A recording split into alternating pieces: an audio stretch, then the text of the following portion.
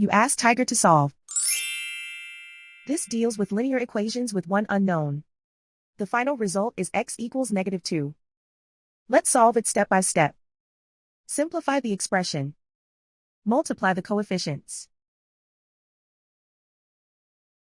Group all x terms on the left side of the equation. Add 3x to both sides.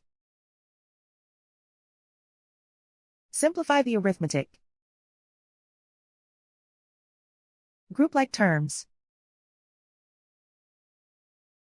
Simplify the arithmetic. Isolate the x. Divide both sides by -9. Cancel out the negatives. Simplify the fraction.